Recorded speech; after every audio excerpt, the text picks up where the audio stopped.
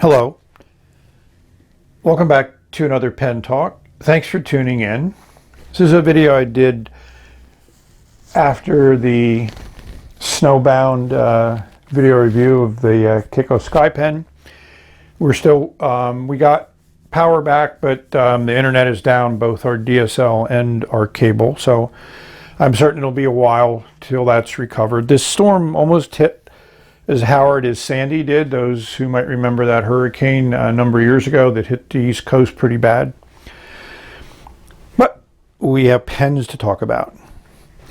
So this is a pen that some of my viewers have recommended that I take a look at, and it took me a little bit of time to pull the trigger, but as I noticed pens from China running out of inventory and not being replenished, I figured I might as well grab it while I get a chance. So I haven't really talked about it, but I had a fixation on wooden pens for a period of time. I do have my nice Delta C wood, which is very well made and very nice, but I wouldn't consider it a real wood pen per se because it has a kind of like a wood accent. This is a wood pen, and this is made by Delike. Here's the eBay auction that I won it on, and it's just a standard design. You know, you have some turned wood here. Not exactly certain what the wood is. Internet's down, so I can't verify if the auction said about the wood, but it's nicely finished. I may put some additional wax on it because I do like to protect my pens, and so I may do that.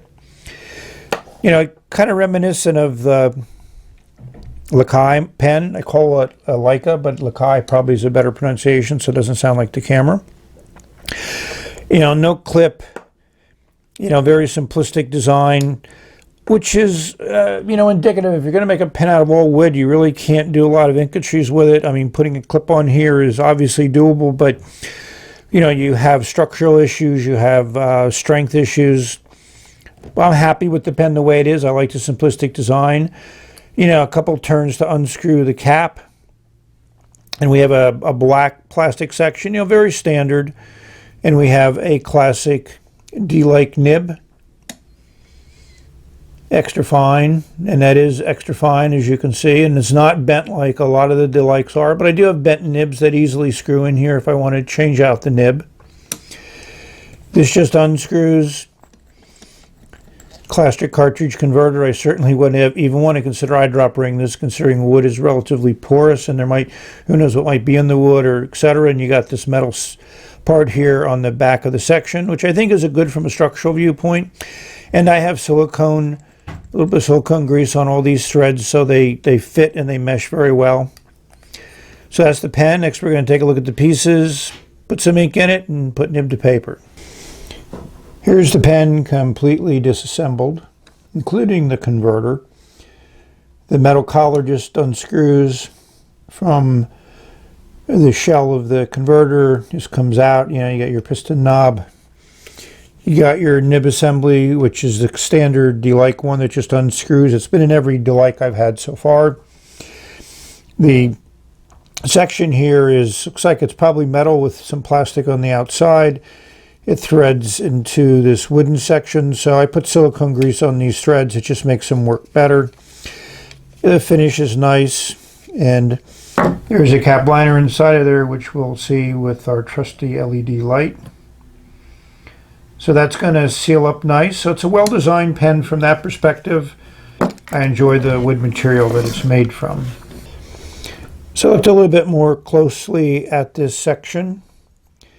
And what we find is that the threads that the nib assembly go into are actually made out of metal too. So this is a plastic section which is then maybe glued to or pressure fitted to this metal insert that has all the threads in it.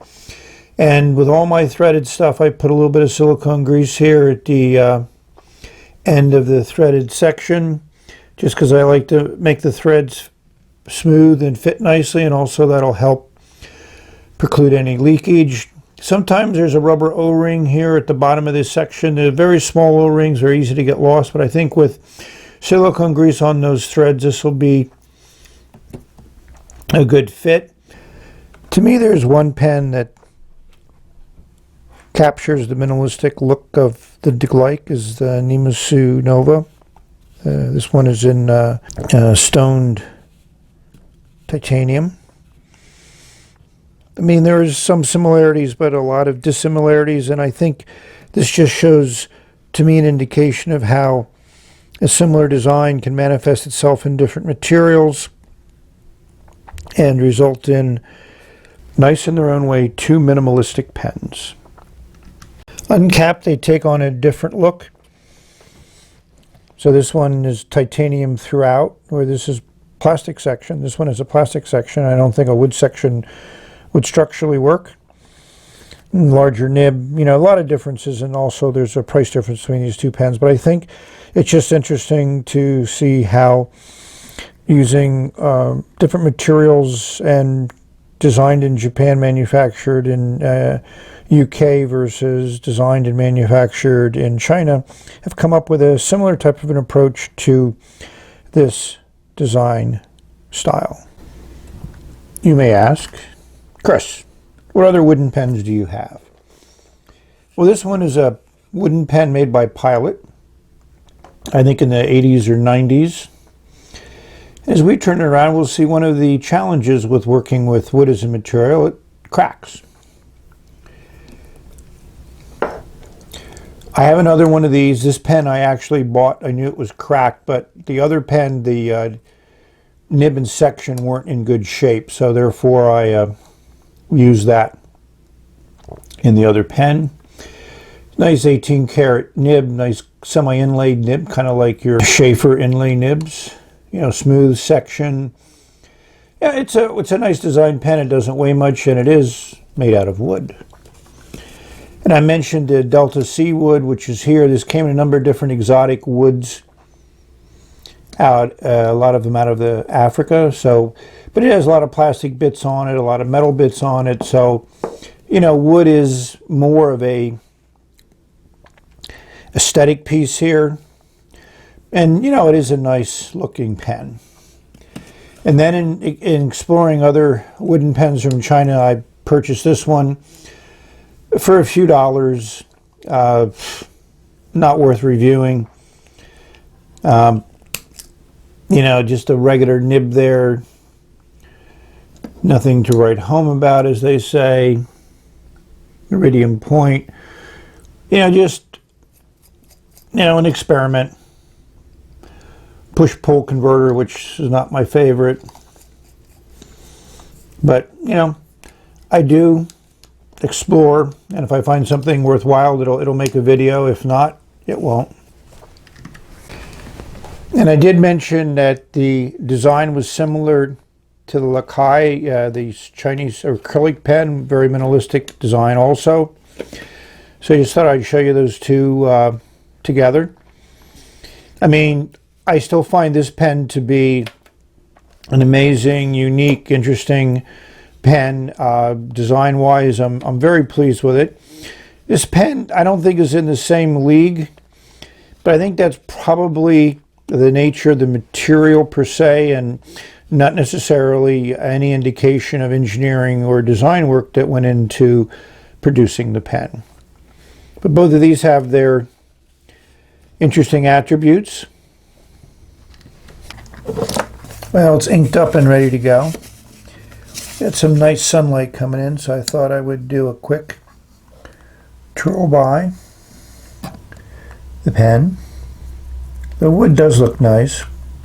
I noticed this little circle here with a fill in it, so I don't know whether that was a flaw that they filled in, or maybe there's a version of this pen that they put a clip on. I don't know, but I still like the way that it looks. Yeah, it is a nice wood grain pen. I have to give it credit for that, and for the price, it's extremely affordable for those that want wood pens. You may ask, what do you put on a wood pen? Well, I've been using this for a while. It's an old coating. Been around for a long time, as you can see from the label. I also used to use that on hard rubber pens, but now I'm pretty much a Canuba ink guy. But I still use it occasionally because it does soak in and darken the color. So I think it's time to put nib to paper. So how does the size of the pen compare? Here's the Pen BBS 308, which is like a 992 size, or Sailor 1911 standard. Here's your Moonman 2 with that nice green ink in it, and here's a 3008. So it's the shortest of these pens by a pretty good amount. So it's always a dilemma what ink to use in the wooden pen. One of my viewers sent me this sample of SBRE brown ink that would look at the chromatography and look at how it works in the pen. The pen is a little bit short in the hand, but it's light. Here's these weights. And you can post it. It doesn't post very deeply. It does add weight to the pen. Probably puts it into that normal weight category, but I think I'm going to be conservative and not post for various reasons, as this wood pen will probably show a mark here eventually, and we don't want that. There's a lot of name for this pen, but we're just going to call it the Delike wood pen.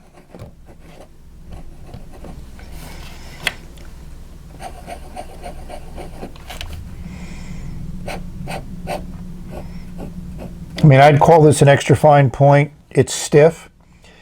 And I did a lot of smoothing on this nib. It was, in my opinion, unusable when I first got it. So that's one thing to keep in mind. I mean, I'm not an extra fine person, but now it at least writes consistently. It's relatively smooth. It's good flow. It's not easy to make a patch with this kind of very fine nib. I mean, for a fine nib, that's a decent amount of ink to come out. So hopefully you've enjoyed this look at a wood pen. I haven't done a wood pen. I was hoping to do a whole series on them. But this is certainly a nice pen for the price, and it looks like it's between $15 and $20. So what am I going to rate this pen at? I'm going to give it a solid 6.